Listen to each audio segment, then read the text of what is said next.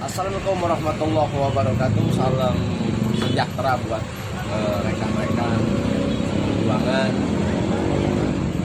Di sini saya dari kelompok 4 dengan tema realisme.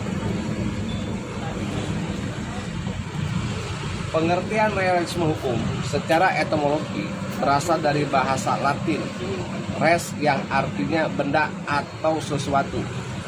Sesuatu umum, realisme ini dapat diartikan sebagai upaya melihat segala sesuatu sebagai adanya tanpa idealisasi, spekulasi, atau idolisasi. Ia merupakan untuk menerima fakta-fakta apa adanya betapapun tidak menyenangkan. Dengan demikian, apabila dikaitkan dengan konsep hukum, realisme ini bermakna sebagai pandangan yang mencoba melihat hukum sebagai adanya tanpa idealisasi dan spekulasi atas hukum yang bekerja dan yang berlaku. Pandangan yang mengusahakan menerima fakta-fakta apa adanya mengenai hukum.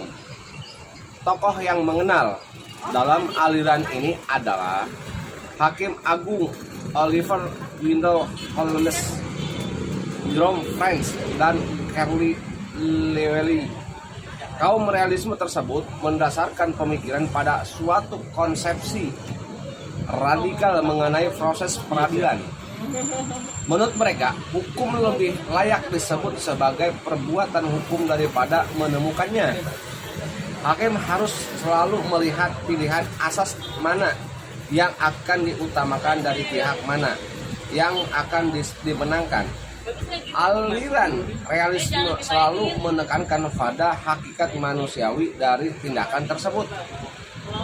Holmes mengatakan bahwa kewajiban hukum hanyalah merupakan suatu dugaan apabila seseorang berbuat atau tidak berbuat, maka dia akan menderita sebagai dengan keputusan suatu pendailan. Lebih jauh, Carly Lewis menekankan pada fungsi lembaga hukum. Pokok-pokok pendekatan kaum realisme antara lain, hukum adalah alat untuk mencapai tujuan-tujuan sosial dan hendaknya konsepsi hukum itu menyinggung hukum yang berubah-ubah dan hukum yang diciptakan oleh pengadilan. Oke, saya akan melanjutkan ke bab 2 pembahasan realisme hukum. Aliran pragmatik legal realism dipelopori oleh Rescue Paut. Konsep hukumnya law atau association sub aliran positif hukum. William James dan David mempengaruhi lahirnya aliran ini. Titik tolaknya pada pentingnya rasio atau akal sebagai sumber hukum. Menurut Lewelly, aliran realisme adalah merupakan bukan aliran dalam filsafat hukum, tetapi merupakan suatu gerakan momentum dalam cara berpikir tentang hukum. Awal mula realisme dari gerakan critical legal study yang semula merupakan keluh kesah dari beberapa pemikir hukum di Amerika Serikat yang kritis. Tanpa disangka, ternyata begitu cepat gerakan ini menemukan jati dirinya dan telah menjadi suatu aliran berdiri dalam teori dan filsafat hukum. Dan ternyata pula bahwa gerakan ini berkembang begitu cepat ke berbagai negara dengan kritikan dan buah pikiran yang cukup segar dan elegan. Sebagaimana biasanya suatu aliran dalam filsafat hukum, maka aliran realisme hukum yang juga lahir dengan dilatar belakangi berbagai faktor hukum dan non-hukum, yaitu faktor-faktor sebagai berikut. 1. Faktor perkembangan dalam filsafat ilmu pengetahuan. Faktor perkembangan sosial dan politik.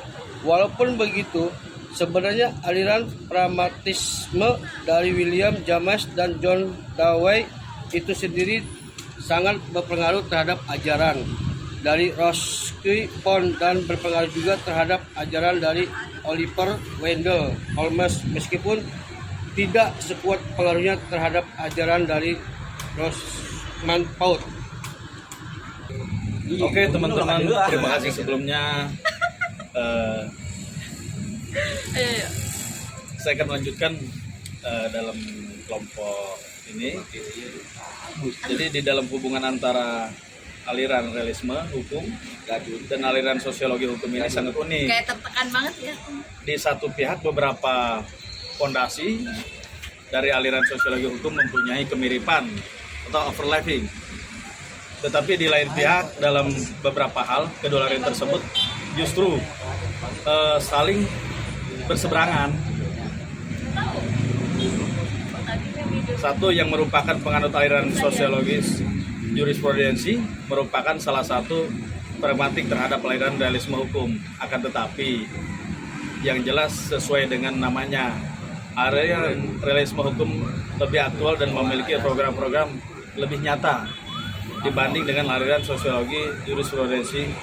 Hukum yang baik haruslah hukum yang sesuai dengan hukum yang hidup di antara masyarakat. Aliran ini secara tegas memisahkan antara hukum positif dengan the positive law, dengan hukum yang hidup, the living law. Bagaimanapun juga hukum mengatur kepentingan masyarakat. Karena itu peranan hukum dalam masyarakat teratur seharusnya cukup penting. Tidak bisa dibayangkan betapa kacaunya masyarakat jika hukum tidak berperan dalam masyarakat.